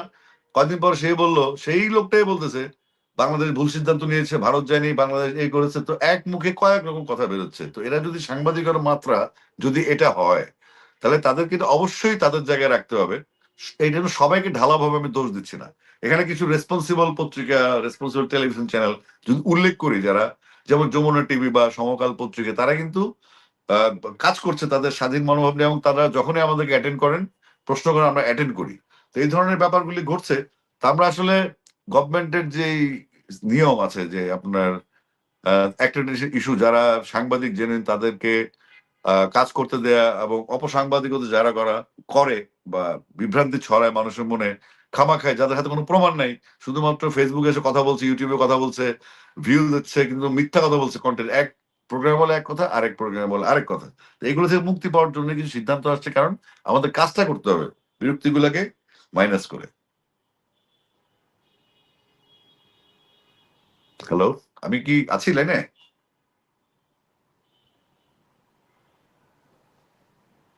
জি, হ্যালো। জি, জি, জি, জি, জি, জি, জি। তো আমরা চাচ্ছি সাংবাদিকতা, নট অপসাংবাদিকতা, এবং আমরা চাই আমাদের জার্নালিজম আমাদের ক্রিকেটের জন্য সবচেয়ে বড় শক্তি হয়ে আসুক, যেভাবে সেভ করে। বা হয়তো আমরা, আমাদের ভুল হবে, আমরা তো তুলসী পাতা না, বা অনেক ভালো কিছু করব, সেটাও আমরা যেটা করব সেটা যদি ভালো না হয় সেটা সমালোচনা হবে, ডেফিনেটলি সেটা মেনেও নিব। কিন্তু যেটা আমরা করিনি, যেটা হয়নি, যেটা ঘটেনি, এ সমস্ত কল্পনাপ্রসূত নিউজগুলা আমাদের মানুষের মনে বিভ্রান্তি তৈরি করছে, মানুষকে বিভক্ত করছে এবং ক্রিকেটের স্পিরিটকে নষ্ট করছে। সেগুলো ট্যাকল দেওয়ার জন্য আসলে বিভিন্ন রকম সিদ্ধান্ত হচ্ছে। আসিফ ভাই, আপনি যেটা বললেন যে আপনি খুব সারপ্রাইজড হয়েছেন যে 'প্রথম আলোর' মতো পত্রিকা, মানে 'প্রথম আলোর' মতো পত্রিকা, 'প্রথম আলোর' কাজই হচ্ছে এটা। আর বিশেষ করে আপনারা ইন্ডিয়াতে খেলতে যান নাই তো? সামনে এই বোর্ডের কপালে আরো অনেক শনি আছে। এটার জন্য আপনারা প্রস্তুতি থেকেন। আর আরেকজন আ প্লেয়ার যেটা, আমরা উনার মানে ক্যারিয়ারের একদম সারা জীবনই দেখেছি উনি নাটকে ভরপুর। হ্যাঁ? হ্যাঁ, সেটা এটা হচ্ছে তামিম তামিম ইকবাল। তিনি আপনার সাথে যখন নির্বাচনে প্রতিদ্বন্দ্বিতা করেন, তখনও তিনি আপনাকে ম ম মানে মানুষের কাছে এমন একটা জিনিস বুঝিয়েছেন যে উনি নির্বাচনে বোধহয় প্রতিদ্বন্দ্বিতা করেন নাই। আপনি বিনা প্রতিদ্বন্দ্বিতা, আমরা অনেক পত্রিকাতেও এই নিউজটা দেখেছি যে আপনি বিনা প্রতিদ্বন্দ্বিতায় তারপরে নির্বাচিত হয়েছেন। মানে ইট সিমস লাইক আপনি কোন করেন নাই। কারো সাথে কোন কম্পিটিশন এ যাইতে হয় নাই। এমনিতে আপনাকে দিয়ে দেওয়া হয়েছে। তো এরকম অনেক নাটক তার ক্যারিয়ারে দেখেছি। তিনি এই টিমে যখন ছিলেন, তখনও বিভিন্ন সময় এই গ্রুপিং, বিভিন্ন প্লেয়ারদেরকে নিয়ে এই গ্রুপ এগুলো তিনি করতেন। এবং তার হয়ে কিছু সাংবাদিক, বিশেষ করে আমি একজনের কথা বলি যে রিয়াসাত আজিম। তিনি দেখলাম আপনাদের এই খেলাটাতে না যাওয়ার কারণে তিনার অনেক ধরনের বিশ্লেষণ একদম ধ্বংস হয়ে গেল, শেষ হয়ে গেল কি, মানে উনি প্রতি ঘন্টায়, ঘন্টায় এগুলোর আপডেট জানাচ্ছিলেন। তো এই, এই যে গ্রুপটা যেটা কিনা আপনাদের ভারত নিয়ে এত কথাবার্তা বলল, তারা ভারতের বাংলাদেশ যদি খেলতে না যেত তাহলে বাংলাদেশের ক্রিকেট একদম শেষ হয়ে যেত। এই ধরনের কথাবার্তা বলার পেছনে মানে কোনো উদ্দেশ্য আছে কিনা এটার পেছনে? হ্যাঁ, অবশ্যই। আমি সেটা আপনাকে ১ম এই বলেছি যে আমাদের এই বোর্ডটা যেভাবে কাজ করছে স্বাধীনভাবে এবং আমাদের বিগত দিনগুলোর দুর্নীতিগুলো যেগুলো ছিল সেখান থেকে আমাদেরকে বের হইতে হবে। আমরা নতুন বোর্ডটা যে ভবিষ্যতের জন্য কাজ করব, সেগুলোর প্রেক্ষাপট তৈরি করা হচ্ছে। কিন্তু এই গল্পগুলি কেন হচ্ছে? অতীতের অপকর্মগুলো ঢাকার জন্য তারা আপনি আমি কোন প্লেয়ারের নাম নিতে চাচ্ছি না। কারণ তারও একটা অবদান বাংলাদেশের ক্রিকেটে আছে। আর ওই সাংবাদিকতা বললাম না কারণ সে কোন পত্রিকায় কাজ করে আমি জানি না। তার YouTube চ্যানেল বা Facebook এরকম কিছু সাংবাদিক আছেন। বা সাংবাদিক বলা যাবে না, কনটেন্ট ক্রিয়েটর। তো এই ধরনের কনটেন্ট ক্রিয়েটররা একেক দিন একেক কথা বলে। এটা তাদের ইস্যু, তাদের লোকজন শুনে বা কেউ বকাবকিও করে তাদেরকে। সেটা আমাদের মুখ্য ইস্যু না। আমার ইস্যু হচ্ছে যখন 'প্রথম আলো' নিউজ করবে, আমিনুল ইসলাম বুলবুল কার্টুন দিয়ে চলে গেছেন। এটা কিন্তু জাতিকে বিভ্রান্ত করে। যখন মর্নিং সানের মতো একটা পত্রিকা বলে ন্যাশনাল ডেইলি গুলোতে যখন বা ন্যাশনাল ম্যাগাজিন নিউজ গুলো যখন বিভ্রান্তিমূলক খবর ছড়ানো তখন সেটা অবশ্যই আতঙ্কের। কেউ কখনো বলেছিল যে ভারতে একটা বাংলাদেশ প্রেমী খুঁজে পাওয়া যাবে না। কিন্তু বাংলাদেশে ভারত প্রেমীর কোনো অভাব নেই। এই কথাটা আমার মাথায় মাঝে মধ্যে আসে এবং সেটার প্রতিফলনে আমি দেখতে পাচ্ছি। মানে বাংলাদেশের যে তথ্যগুলি, বাংলাদেশ কি করে বাংলাদেশ ধ্বংস হয়ে যাবে, সেটা বাংলাদেশের মানুষ হিসেবে বাংলাদেশের ক্রিকেটের পাশে দাঁড়ানো উচিত নয়? সাংবাদিক হোক বা যাই হোক, আপনার একটা স্থপতি হোক বা ডাক্তার হোক, বাংলাদেশের পক্ষে দাঁড়াবে, তাই না? হুম। এই ক্রিকেটটা তো আমাদের সবার। কিন্তু আমরা দেখেছি এই তারা একটা উত্তেজনা তৈরি করে, একটা পরিবেশ তৈরি করে মানুষকে বোঝানোর চেষ্টা করছে ক্রিকেটটা ধ্বংস হয়ে যাবে। ক্রিকেটে এটা হচ্ছে, ক্রিকেট শেষ হচ্ছে। আমিনুল ইসলাম বুলবুল নাম ধরে, নাজমুল ভাইকেও নাম ধরে রসিকতা করে একটা সম্মানবোধ তো থাকে একটা। হুম। আমিনুল ইসলাম বুলবুল যে একজন টেস্ট ক্রিকেটার এবং ইনি যে প্রতিষ্ঠিত একজন মানুষ ক্রিকেটে, সম্মানবোধগুলি নাই। আর এদের সমস্যা হচ্ছে এরা প্রশ্ন করবে আপনাকে। প্রশ্ন করে তারা যে প্রশ্নটা সেটা তারা কেটে ফেলবে। কেটে দিয়ে আপনার উত্তরটাকে কাটতে হেডলাইন দিবে একটা, নিউজ একটা, এরকম করে। তো এগুলোকে প্রোটেক্ট করার সময় আসছে। আর নাটকের যে কথাগুলি বললেন সেগুলো এখনো চলছে। যেমন গত ১৭ বছর যদি আমি ধরেই নেই যে বাংলাদেশের ক্রিকেটের জন্য মরহুম আরাফাত রহমান কোকোর একটা বিশাল অবদান আছে। তিনি ডেভেলপমেন্টের চেয়ারম্যান ছিলেন। তিনি হাই পারফরম্যান্স স্কোয়াডটা কিন্তু উনার তৈরি করেন যেখান থেকে সাকিবরা এসছে। এই হাই পারফরম্যান্স স্কোয়াড কিন্তু বাংলাদেশকে সার্ভিস দিয়েছে পঞ্চপাণ্ডবের কথা যেটা বলা হয়। আর আরাফাত রহমান কোকো মারা গেলেন তো অন্তত ১০-১২ বছর হয়েছে। তো গত ১৭ বছরে তিনি একজন গল্প করছেন, তাকে আরাফাত রহমান কোকো হাতিরপুল থেকে রাস্তা থেকে তুলে নিয়ে গিয়ে ডিওএইচএস এ খেলাইছে।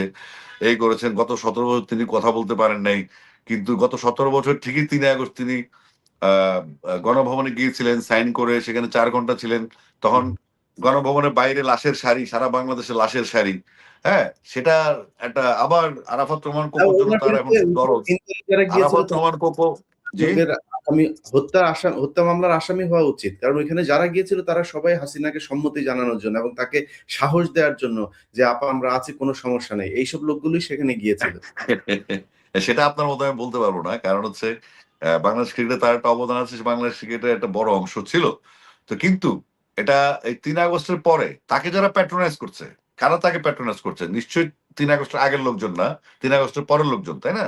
তো সেগুলো একটা ইস্যু। যেমন আরাফাত রহমান কোকো মারা যাওয়ার পরে আমরা তো কোনো পোস্ট দেখি নাই ওনার যে আরাফাত রহমানের কন্ডোলেন্স, যে আরাফাত রহমান কোকো আমাদের ক্রিকেটের জন্য এই ছিলেন, আরাফাত রহমান ক্রিকেট আমাদের কোকো আমাদের ক্রিকেট ডেভেলপ করেছেন, সেটা নিয়ে কিন্তু গত ১৭ বছর কোনো পোস্ট দেখি নাই। কিন্তু উনি শেখ হাসিনার জন্মদিনে শুভেচ্ছা জানাচ্ছেন, কোনো অসুবিধা নেই, জন্মদিনে শুভেচ্ছা জানালে কোনো অসুবিধা হইতেই পারে এটা।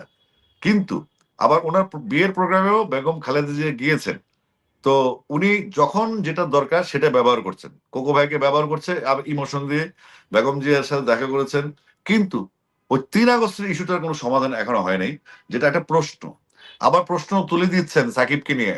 কয়েকদিন ছিলেন না প্রেসে, আবার এখন আসছে বলতে সাকিব আল হাসানের আমরা নাকি নাটক করছি সাকিব আল হাসানকে নিয়ে, সাকিব আল হাসান আসবে কিনা। তো এরকম ভাবে তিনি বিভিন্ন লোকজন দিয়ে, এবং আমাদেরও কিছু লোকজন আছে যারা জুলাই বিপ্লবের পরে এখন ফর্মে আছে, তারাও তাকে প্যাট্রোনাইজ করছে, এবং ওর পিছনে যাদেরকে দেখা যায় তারা অতিথি কখনো ছিল না, এবং তারা ক্রিকেটের সাথে জড়িত কম। তারা হয়তো অন্য খেলা নিয়ে থাকে, কিন্তু ইন্টারফেয়ারটা করছে ক্রিকেটে। তো এটা এক ধরনের আসলে ডিস্টার্ব করা। ক্রিকেটটা আমরা যে কাজটা করছি সেটা কোনো আমরা কিছুই করছি না। কথায় কথা বলে বোর্ড বৈধ অবৈধ, এই বোর্ড মানেন, আরে ভাই মানতে আপনারা মানতে কে বলছে? আপনি বোর্ড মানেন না, ঠিক আছে। ক্রিকেটের ২৫ জন ডাইরেক্টরের বাইরে যেই মন্তব্য করুক সেই ২৬ নম্বর ডাইরেক্টর, সেটা হচ্ছে বাংলাদেশের মানুষজন। তিনিও একজন বাংলাদেশের মানুষ, সে ভালো বলতে পারে, খারাপও বলতে পারে, কিন্তু আমরা আমাদের কাজটা করছি। বাট ফোকাসে থাকবে তার দিকে, যে ৩ আগস্ট আমাদের জীবনের সবচাইতে বড় একটা এই নতুন বাংলাদেশের, যেদিন সমানে হত্যাযোগ্য হয়েছে সারা বাংলাদেশে, সারা দেশের মানুষ আতঙ্কিত, বিভ্রান্ত, নানান রকম। আমি সেদিন লন্ডন থেকে ঢাকায় এসে আমি চলে গেছি রবীন্দ্র সরোবরে আমার ছেলেকে নিয়ে আন্দোলনে শরীর হতে। আমি জোর করে আমি লন্ডন থেকে ঢুকলাম ওই ৩ আগস্টে। তো এখন এ সমস্ত গল্প কাহিনী করে পুরোনো ইতিহাসগুলো ঢাকা, পুরোনো দুর্নীতিগুলো ঢাকা, এবং পুরোনো ইমোশনটাকে ক্রিয়েট করে আবার নতুন ভাবে বিসিবি কে, আরে ভাই বিসিবি বোর্ডে আপনি হন না, আমরা তো এখানে আমাদের কাজ আছে না, এখানে সবাই ব্যবসায়ী, সবাই জব করে, সবাই সলভেন্ট এখানে। আমরা আসছি বিসিবিতে। আপনার একটা প্রশ্ন তুলেছেন না, পরে ভুলে যাব, সেটা হচ্ছে আমার নির্বাচিত হওয়া নিয়ে ব্যাপারটা। বেসিক্যালি আমার যে পোস্টটা চট্টগ্রাম বিভাগীয় ডিরেক্টর, সেখানে প্রার্থী ছিলেন আমাদের ব্যারিস্টার জনাব মীর নাসির। তো আমি তখন নিউ ইয়র্কে ছিলাম। নিউ ইয়র্কে আমি তখন স্বাভাবিকভাবে আমাদের ১১টা ভোটার সেখানে আছেন। তো ১১টা ভোটারের সাথে আমার কথা বলতে হবে, কাউন্সিলরদের সাথে। তো কাউন্সিলরদের কথার এক পর্যায়ে আমি আপনার মীর হেলাল সাহেবকে ফোন দিয়েছি। ফোন দিয়েছি, আমি শুধু ফোনে বললাম, হেলাল ভাই আমার নাম আসিফ আকবর। উনি বললেন, আসিফ ভাই আমি আগামীকালকে আমার অ্যাপ্লিকেশনটা প্রত্যাহার করে নিচ্ছি। আমি আপনার সমর্থনে আছি। আমরা দুজন একই, আপনিও ক্রিকেটার, আমিও ক্রিকেটার। আপনি চাইলে আপনার মীর হেলাল সাহেবের মেসেজগুলো আপনাকে আমি দেখাতে পারবো, আমার মোবাইলে আছে। তিনি খুব পজিটিভলি ব্যাপারটা নিয়েছেন। কিন্তু ওই আমার নির্বাচিত হওয়া নিয়ে আর বাকি ২৪ জন ডাইরেক্টর, রূপবদুল্লাহ কি অস্ট্রেলিয়া টিমের ক্যাপ্টেন ছিলেন? রূপবদুল্লাহ ডিরেক্টর না? তো আমাকে ইন্টেনশনালি আক্রমণ করার সুবিধা হচ্ছে একটা, আমি একটা আউটস্পোকেন, আমি সবসময় বলে ফেলি, আমি যেটা মিন করি সেটাই বলি, এটা আমি ফিলও করি। তো এই আমাকে আটকানোর একটা ভালো প্রয়াস, যেটা গত ৩ মাসে না, গত ২৫ বছর ধরে শুনতেছি আমি নাই, আমি বয়কট, আমি ওই, আমি সেই, আমি তাদেরকে আর খুঁজে পাই না। আমি কিন্তু এখন আপনার সামনে কথা বলছি, না, এবং আপনি আপনি ওপেনিয়নে ২৫ আপনি বছর তো গেল। খেলার জগতের মানুষ না, আপনি গানের জগতের মানুষ। আমাদের আগের যে বোর্ডের প্রেসিডেন্ট ছিল পাপন, তিনি বাংলাদেশের বিশ্বকাপ জয়ী একজন অধিনায়ক ছিলেন। সো আপনি ফার্স্ট ক্লাস ক্রিকেট খেলেছেন। আপনি মানে আমার আপনি ব্যাকগ্রাউন্ড আছে, হ্যাঁ, ব্যাকগ্রাউন্ড আছে, আমার ক্রিকেট ব্যাকগ্রাউন্ড আছে, এবং আমি সংগঠকও ছিলাম দীর্ঘদিন। আমার নিজের ক্লাব বাংলা স্পোর্টিং ক্লাব, যেটা ২০০৬ সালে তখন 1-11 এর সময় নিষিদ্ধ করা হয়েছে। আমি সেই ক্লাবের জন্য অ্যাপ্লিকেশন করেছি। আমার ক্লাব চ্যাম্পিয়ন ছিল কুমিল্লা ক্রিকেট লিগে, রানার আপ ছিল কুমিল্লা ফুটবল লিগে, সেটা বন্ধ করে দেওয়া হয়েছে। কিন্তু ওই যে বৈধ বোর্ড না, বোর্ড এই বোর্ড মানি না, এই কথাগুলি যারা বলছেন তারা একটা এজেন্ডায় আছেন। তারা বোর্ডে আসুক না, আসেন, আপনি আসেন, আমাদের কোনো সমস্যা নেই। কিন্তু আমাদের কাজগুলো করতে দিতে হবে। তো কাজগুলো আমরা যখন শুরু করলাম তখন দেখলাম যে ওদের এই কথাগুলি বলার উদ্দেশ্যটা কি। একজন ফুটবলের মানুষ আছেন, আমাদেরও খুব প্রিয় কাছের মানুষ, তিনি ফুটবল নিয়ে কোনো কথাই বলেন না। বাংলাদেশে ফুটবলের লিগ হয় না, বাংলাদেশ ফুটবলের ট্যালেন্ট হান্টার ঠিক মতো নিয়মিতভাবে বাংলাদেশ ফুটবল খেলাটা হয় না, ফুটবলাররা খুব বিপদে আছে। তো সেগুলি নিয়ে কথা না বলে তার অতিরিক্ত একটা আগ্রহ দেখা যাচ্ছে ক্রিকেট বোর্ড নিয়ে, যেটা তার সাথে যায় না। অর্থাৎ তিনি একটা দলের ক্রীড়া সম্পাদক, এবং আমার হাত ধরে বেসিক্যালি তার রাজনীতিতে আসা, বিএনপি রাজনীতিতে। এই জন্য আমি তার সম্বন্ধে কিছু বলবো না, শুধু তার একটু সুচিন্তিত বোধোদয়ের অপেক্ষায় আছি আমি, যে কোন বিষয়টা নিয়ে আসলে কথা বলতে হয়। তিনি একজন ক্রীড়া সম্পাদক, তিনি এখনো ক্রীড়া মন্ত্রীও না, প্রধানমন্ত্রীও না, নির্বাচিত হবেন, তারপরে কি হবেন সেটা আপেক্ষিক ব্যাপার। কিন্তু এই সময় এসব কথাগুলো বলাতে ওনার নিজেরও কিন্তু সম্মানহানি হচ্ছে, আপনি কমেন্ট বক্সে গেলেই পাবেন।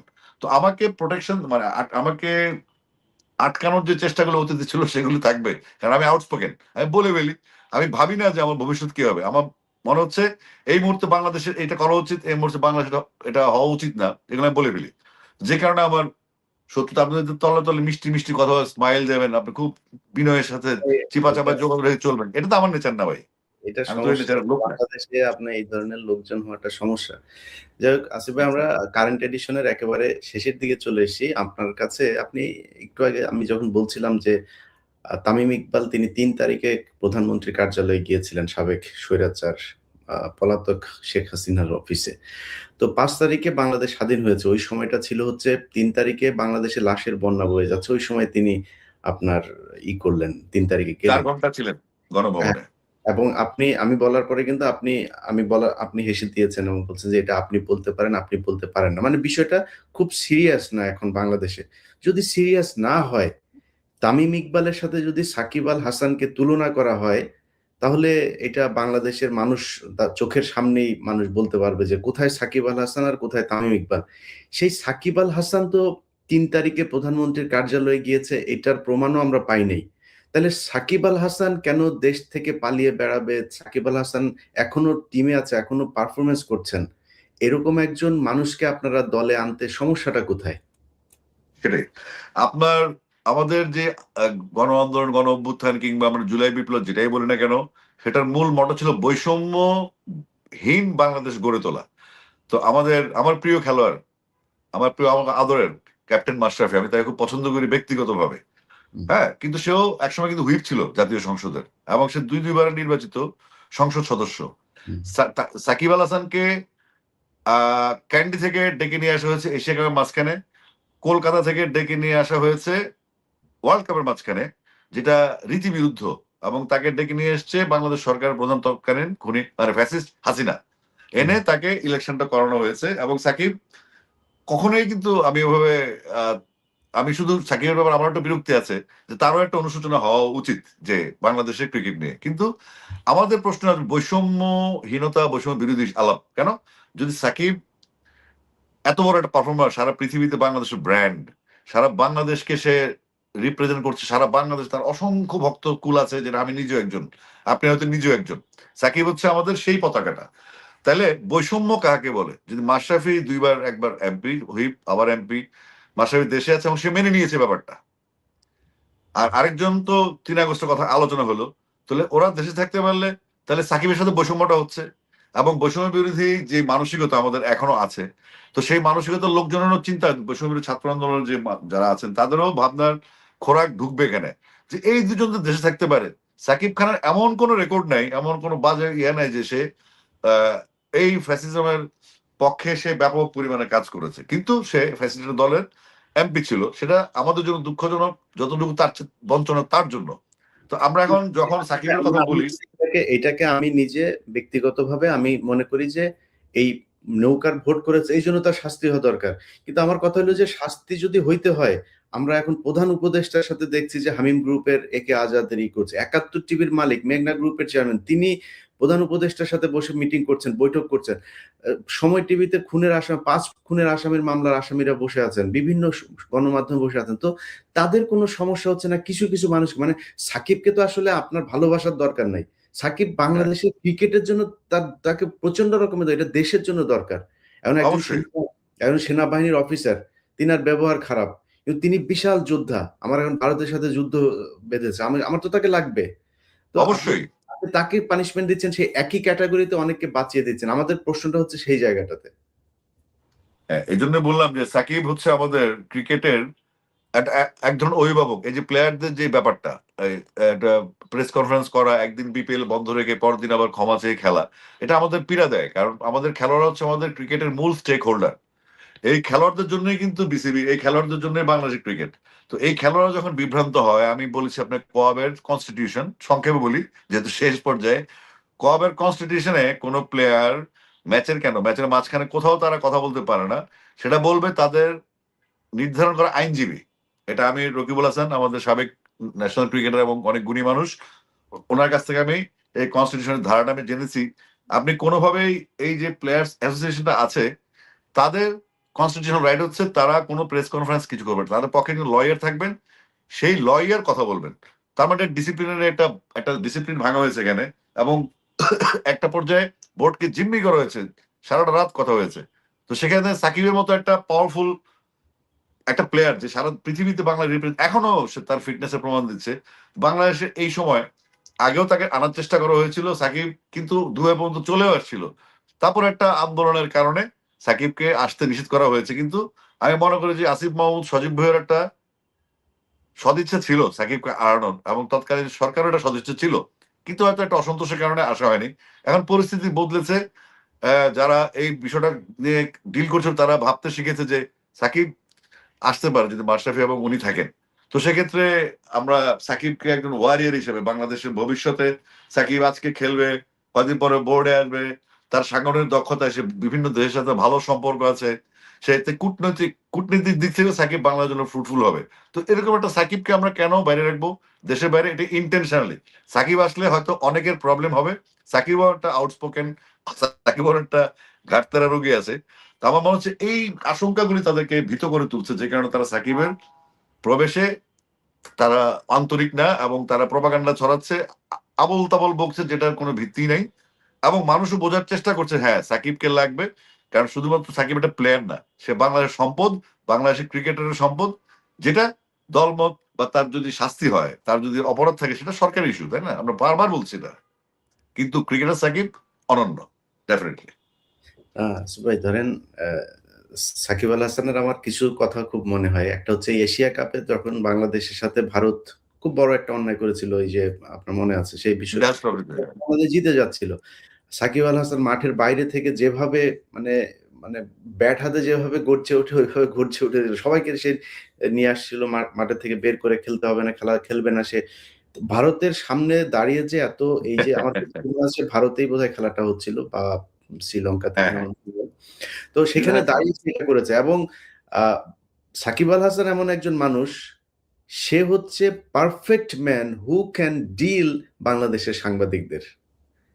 উনার চাইতে ভালো আচ্ছা, ডিল কেউ করতে পারে না। আমি আমি কিন্তু এটা আরেকটা ইস্যু বলি, ক্লাস করি আপনার সাথে। সেটা হচ্ছে আপনি দেখবেন সাকিব আল হাসানকে পাপন সাহেব যখন প্রেসিডেন্ট ছিলেন, মানে ওনার ভাষায় বৈধ প্রেসিডেন্ট, আমরা তো অবৈধ। যখন পাপন সাহেব ছিলেন, যখন বৈধ ছিলেন, তখন কিন্তু তিনি আগের দিন ইশারা দিয়ে সাকিবের খবর আছে, সাকিব কেন তার প্লেয়ারদের পক্ষে আসলো। লোটাস কামাল সাহেবের পায়ের কাছে সাকিবকে বসে থাকতে দেখা গেছে না? দেখা গেছে, ছবিও আছে। এবং আমার যে নামটা বললেন প্লেয়ার, তিনি কিন্তু আশরাফুলকে ব্যাট দিয়ে মারতে গিয়েছিলেন খেলার মাঠে, এটা ভাই ছবিও আছে। ভাই সরি, আমি একটু অ্যাড করি।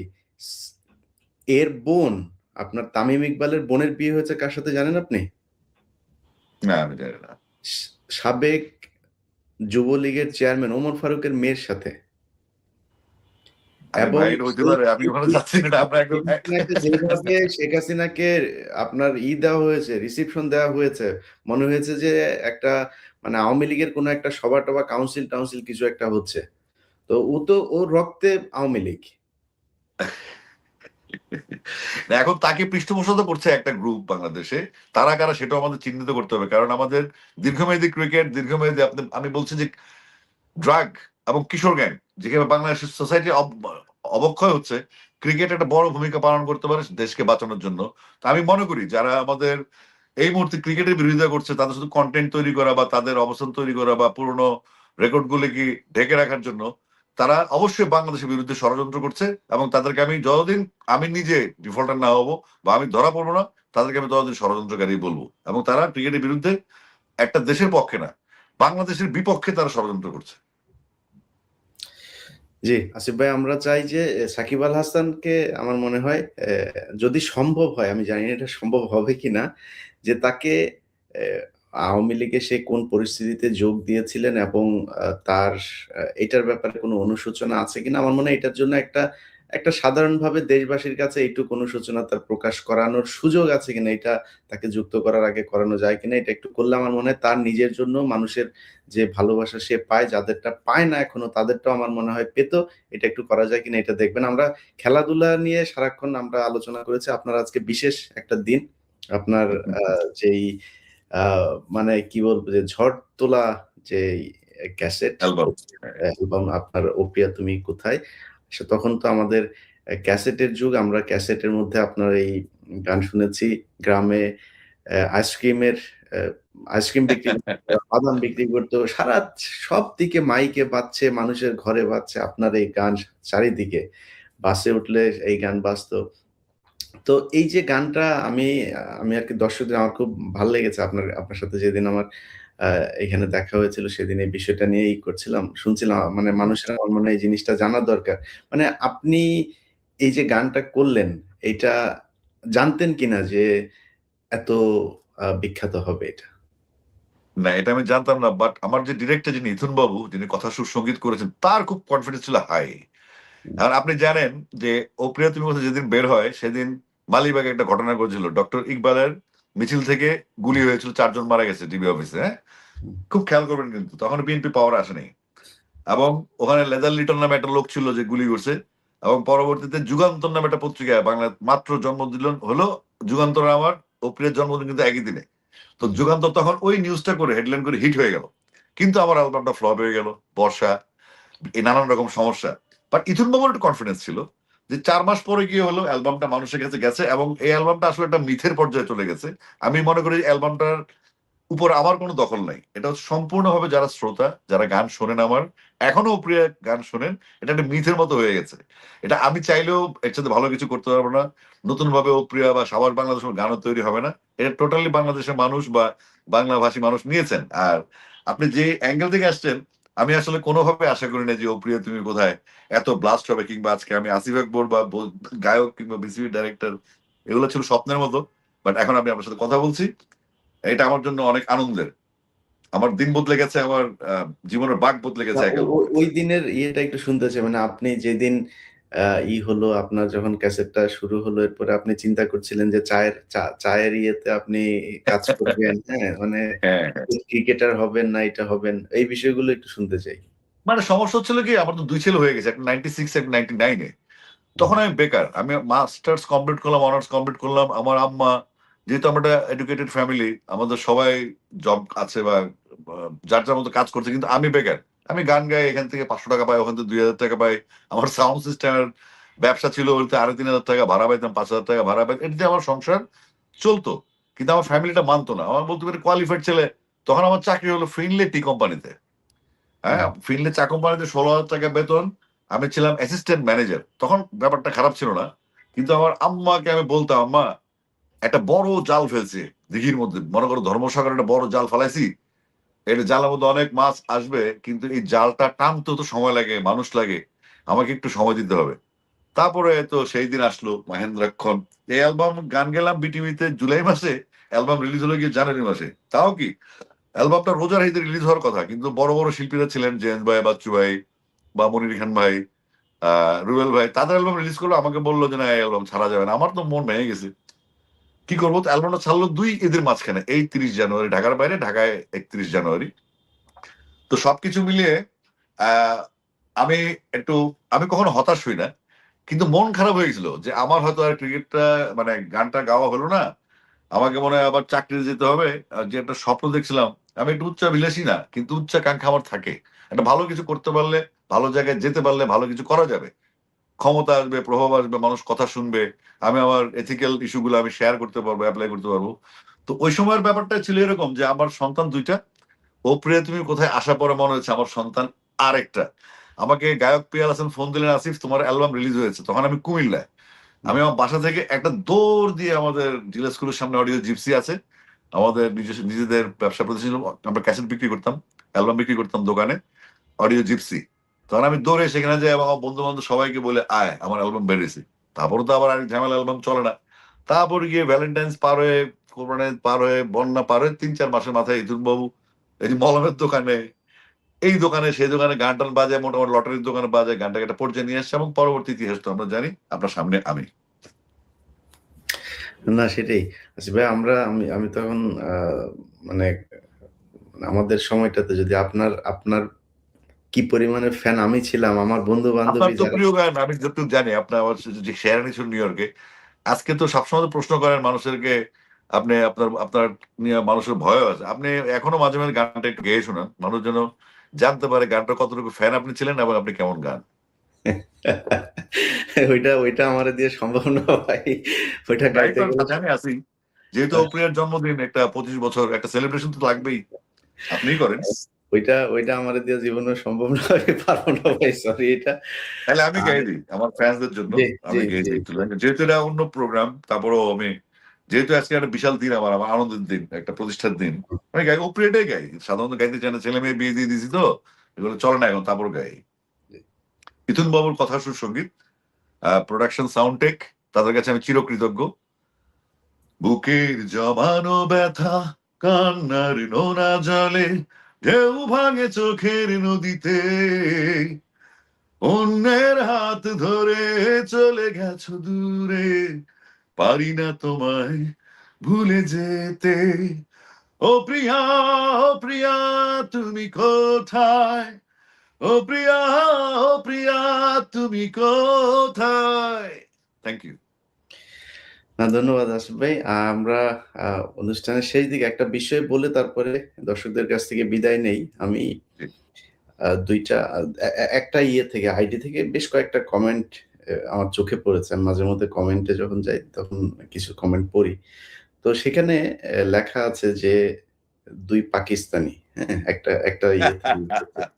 আপনাকেও নিশ্চয়ই এখন ইন্ডিয়ান বিভিন্ন নাম্বার-টাম্বার থেকে হুমকি-টুমকি দিচ্ছে। ফেসবুকেও আমরা দেখেছি আপনার ছবি দিয়ে তারপরে আপনাকে দেখে নেওয়া হবে, এই সেই আপনার নাজমুল ভাইয়ের আ আরো ২-১ জনের ছবি দিয়ে এগুলো করেছে।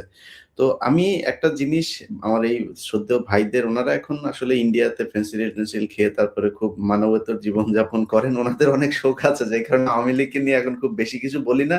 বাট এইটুক জিনিস বলতে চাই, সেটা হচ্ছে যে ভাই, আপনাদের আ যিনি নেত্রী তিনি কিন্তু এখন ইন্ডিয়াতে আছেন। তারপরে ওইদিকে মোদিরও কিন্তু বিয়ে-শাদী হয় নাই। তো আমরা কিন্তু কেউ পাকিস্তানে যাইনি ভাই। আপনারা আমিও না। কিন্তু ইন্ডিয়াতে আপনাদের নেত্রী আছে, ওইদিকে খোঁজখবর রাখেন। আমার মনে হয় দেশে আসিফ আকবর কি করলো, বিসিবি কি করলো, ইলিয়াস হুসাইন কি করলো, এইসব দিকে খোঁজখবর রাখার আপনাদের দরকার নেই। আপনারা এই দেশে মোটামুটি কালো তালিকাভুক্ত। আপনারা যদি ওই রিফাইন হয়ে আসতে চান, হয় বিএনপির ঘাড়ে চড়ে আসতে হবে অথবা জামাতের ঘাড়ে চড়ে আসতে হবে। হাসিনাকে নিয়ে তারপরে দলবল নিয়ে বাংলাদেশে রাজনীতি করবেন, নির্বাচন করবেন, সেই দিন কোনদিন আসবে না। এই দেশের ক্রিকেট অঙ্গনে বাংলাদেশের মানুষ যেভাবে সম্পৃক্ত হয়েছে, সেটার ক্রেডিট ভারতের। ভারত যদি আমাদের সাথে এই আচরণ না করত, আজকে আসিফ আকবর, আজকে আমিনুল ইসলাম বুলবুল, নাজমুল হুসাইন, তিনাদের পিছনে মানুষ এইভাবে ছুটতো না। আমি নিজেও আজকে এই বিষয় এটা নিয়ে কথা বলার জন্য এত আগ্রহ বোধ করতাম না। আমার নিজের অন্তর থেকে আসিফ ভাই, আপনারা বোর্ডে যারা আছেন সবার প্রতি আমার খুব কৃতজ্ঞতা, ভালোবাসা, যে আমরা অবশ্যই আমাদের কিছু ক্ষতি তো হয়তো হবেই। আমরা একটা বিশ্বকাপ খেলতে পারি নাই। কিছু প্লেয়ারের মন খারাপ এটা একটা হয়েছে। ইভেন্ট আসলে ২ বছর পর হয়। এটা হুম, এটা তো আচ্ছা, আমার শুধু কোন প্লেয়ার যদি আহত হয়ে যায় তখন আপনি কাকে উত্তরটা দিবেন? এই দায়িত্ব কে নিবে? কমেন্ট বক্সের লোকজন নিবে? হুম, হুম, নাকি আচ্ছা, এই ট্যাগ তো পুরনো বাণিজ্য। তো আমার ট্যাগ একবার ইন্ডিয়ান দেয়, একবার আমেরিকান, যাই দেখ, আমি আমার কথা বলা বন্ধ রাখবো না। এবং এই বিসিবি, বাংলাদেশ ক্রিকেট বোর্ড, বর্তমান বোর্ড, এখন তো একজন চলে গেছেন আমাদের ইশতিয়াক সাদেক, খুব দারুণ মানুষ, চৌকুশ মানুষ ছিলেন, কিন্তু ওনার বাবা খুব অসুস্থ, উনি প্রায় ১.৫ মাস বোর্ডে আসতে পারেননি। তো হুম। এগুলো নিয়ে আবার ৩ জন ডাইরেক্টর পদত্যাগ করছে, আরো ডাইরেক্টর পদত্যাগ করবে, এগুলো বলা হচ্ছে। আমি একটা কথা বলে আপনাকে ইলিয়াস ভাই, আজকে আপনার মাধ্যমে, স্পেশাল এডিশনের মাধ্যমে মানুষকে বলতে চাই, আমরা এই বিসিবির এই বোর্ডটা বাংলাদেশের শেষ বোর্ড ইনশাল্লাহ, যেটা আমরা বাংলাদেশ ক্রিকেট না শুধু, আমরা বাংলাদেশের ডিসিপ্লিন নিয়ে কাজ করছি। এবং এই বোর্ড ব্যর্থ যদি হয় বা কোন রকম রাজনৈতিক দমন পীড়নে যদি এই বোর্ড কাজ করতে না পারে, বাংলাদেশের ক্রিকেটটা আসলে ঝুঁকির মধ্যে থাকবে। কারণ আমরা যেটা করছি সেটা হচ্ছে সিইও হিসেবে কাজ করছি, এখানে ম্যানেজ করছি।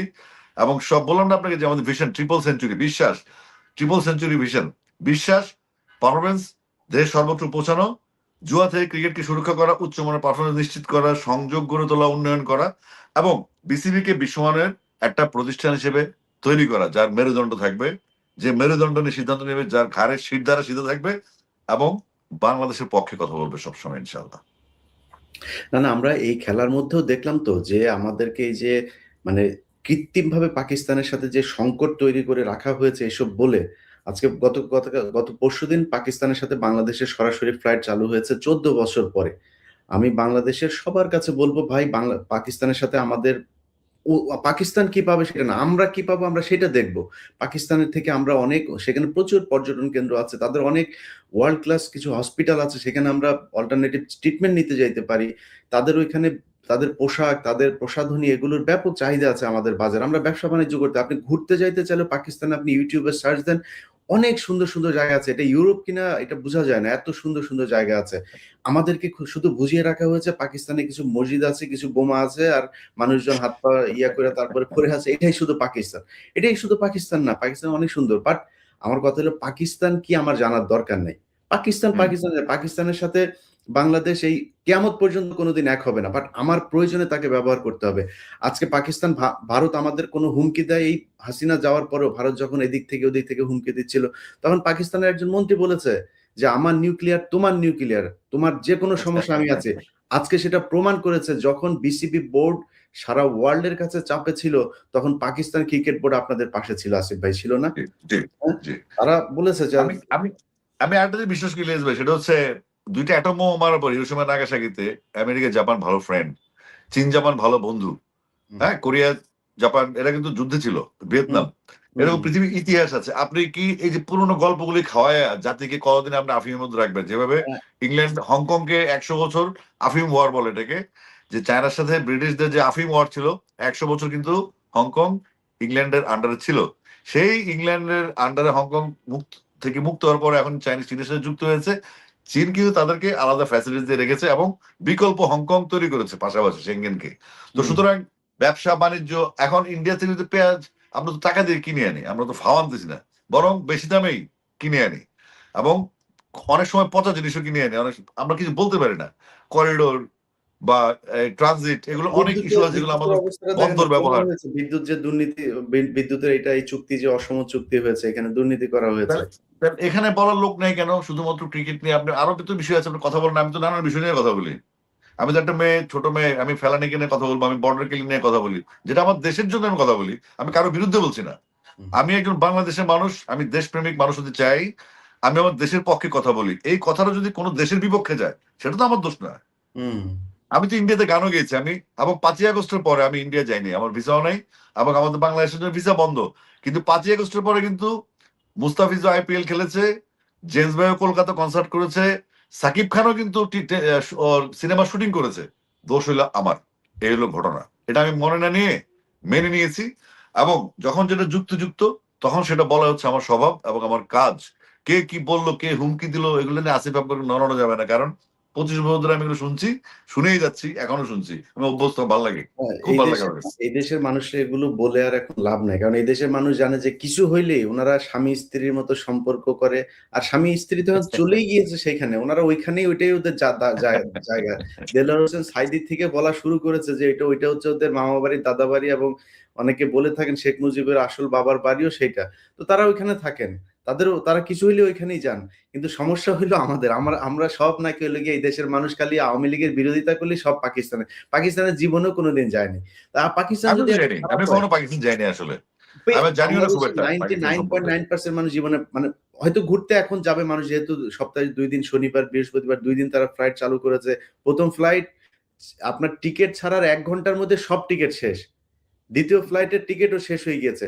মানুষ এখন ঘুরতে যাবে, মানুষ কাজে যাবে। কিন্তু কথা হইলো যে আপনি যে এটারে মানে সেই ৭১ এর বেচে তারপরে পাকিস্তানের সাথে যুদ্ধ হয়েছে এজন্য। তো আমেরিকা তো পাকিস্তানের পক্ষে ছিল তখন। আমেরিকা যান কেন? হ্যাঁ, সেটা আমেরিকা তো যাওয়ার এটার জন্য জন্য এত না। কান্দাকাটি, আমেরিকারও বাদ দেন। সমস্যা ৭ম কোথায়? নৌবহর পাঠাইলো না আমাদের এখানে। তারপর চায়না হ্যাঁ, তো ছিল না আমাদের সাথে। তো তো চায়নার সাথে বন্ধুত্ব হইলো আমাদের, তাই না? এখন তো রাইট। বড় চায়নাও ইন্টারেস্ট ছিল না। চায়না এখানে। চায়না শেখ মুজিব যেদিন মারা যায় তার পরের দিন আমাদের স্বীকৃতি দিয়েছেন। এক্সাক্টলি। তো তো এখন আমরা আসলে এগুলো এদের জুজু, আমরা ছোটবেলায় একটা কবিতা পড়েছিলাম ইংলিশ রাইম, এটা আমার মনে নাই। কিন্তু ওখানে জুজুর ভয় ছিল। এটা দিয়ে বাংলাদেশকে দাবিয়ে রাখা হয়েছে যে ওখানে ভালো, ওটা ভালো, পাশেরটা ভালো, তার পাশেরটা ভালো না। তো হুম, এগুলো আসলে পররাষ্ট্র নীতি বা আমাদের বিজনেস নীতি যেগুলো আছে সেগুলোর সাথে আসলে আমাদের ২ রাষ্ট্রের সম্পর্ক হওয়া উচিত জনগণের কল্যাণে, ২ দেশের মানুষের কল্যাণে। কিন্তু এখান থেকে হচ্ছে ওয়ান সাইডেড এবং বাংলাদেশের শত শত খুনি, লুটেরা, দুর্নীতিবাজ সব ওখানে গিয়ে আস্তানা গেড়ে আসছে। তার মানে কি? তারা কারা? তারা হচ্ছে ওই দেশের একটা রাজনৈতিক দল যারা বাংলাদেশে পারফর্ম করতে, এখন তারা পলায় গেছে তাদের জায়গায়। শেষ। Problem solved.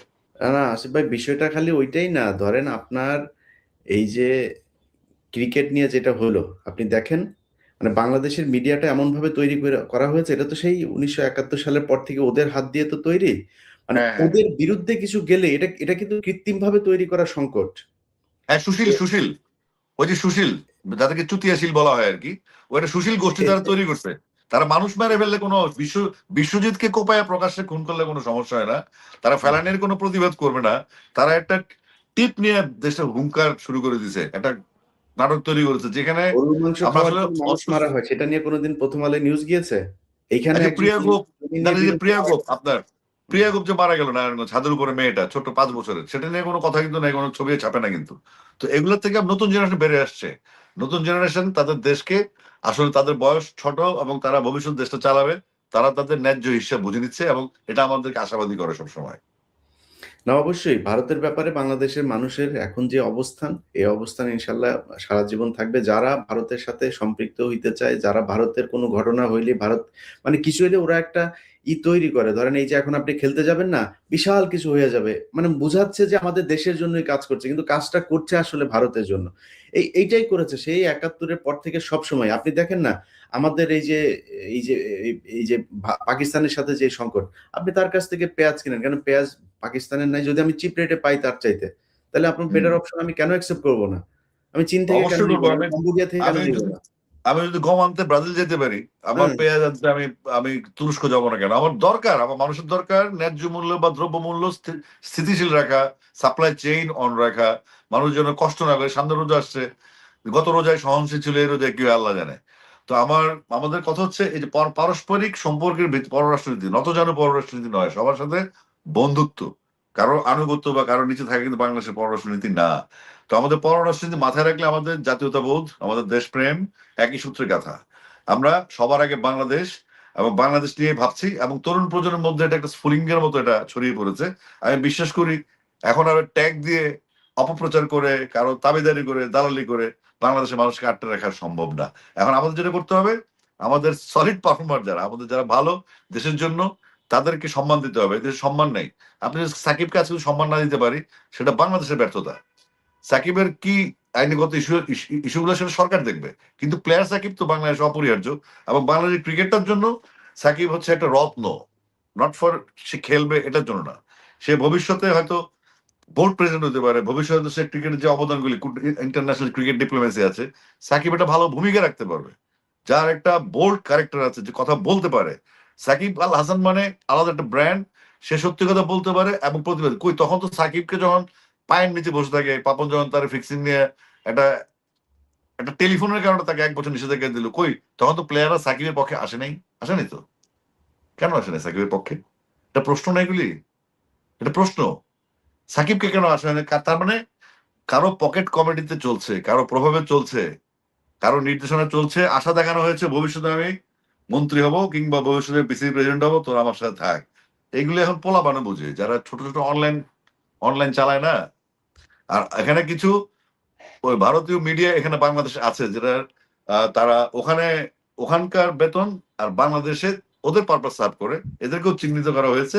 এবং বেসিক্যালি এই যে স্টেডিয়ামে যে পরিবেশটা নষ্ট হয়, সেটা ওদের একটা বিরাট ভূমিকা থাকে। বুলবুল ভাই পালিয়ে গেছে, এটা ওরাই এই প্রপাগান্ডাগুলো করে, আলতু ফালতু নিউজ করে আইসিসির সাথে বাংলাদেশ দূরত্ব বাড়ে। তারা বলতো যে ভারতীয় মিডিয়া মিথ্যাচার করে, আমি তো মনে, ওরা তো ওদের পক্ষে করে, কিন্তু আমাদের মিডিয়া আমাদের বিপক্ষে গিয়ে মিথ্যাচার করে। এটা অনেক দুঃখজনক এবং এটা এক ধরনের বিদ্রোহ এবং রাষ্ট্রদ্রোহিতার সামিল। এটা অবশ্যই শাস্তি হওয়া উচিত এখানে। না, আপনি মাঝখানে বললেন না যে অনেক মানুষ ওরা বলে যে আমাদের অনেক বন্ধু আছে বাংলাদেশে। আসিফ ভাই, বিলিভ মি, যদি বাংলাদেশে কোনোদিন ভারত অ্যাটাক করে, এই বাংলাদেশের অনেক মানুষ বর্ডারে যায় দাঁড়ায় থাকবে, প্লিজ আব্বা আসেন আমাদের ধরেন। এটা করবে। হাজার হাজার এরকম লোক আছে বাংলাদেশে।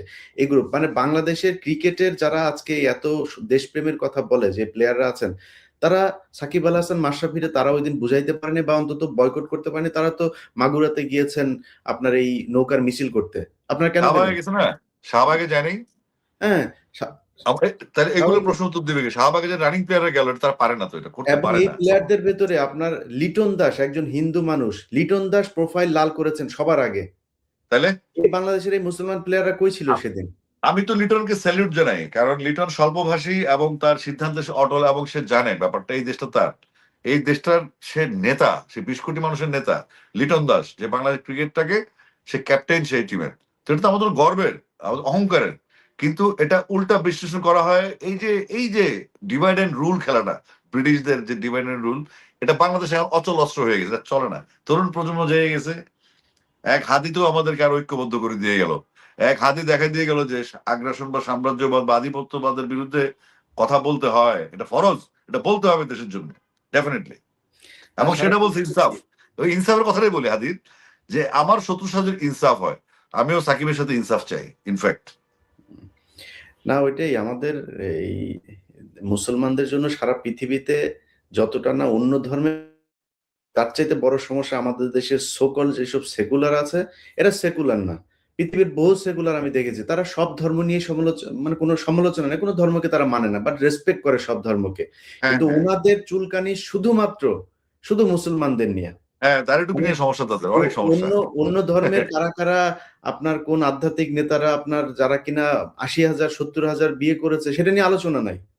হুম। কিন্তু হযরত মুহাম্মদ সাল্লাল্লাহু আলাইহি ওয়াসাল্লাম কোন পরিস্থিতিতে, বিশেষ পরিস্থিতিতে তার বয়সে অনেক বড় নারীকে তার সম্মান দেওয়ার জন্য, তার তার তারকে জাস্ট মানে থাকা খাওয়ার ব্যবস্থা করে তাকে নিরাপত্তা দেওয়ার জন্য বিয়ে করেছেন। সেই নারীদেরকে নিয়েও, সেটা নিয়েও তাদের সমালোচনা।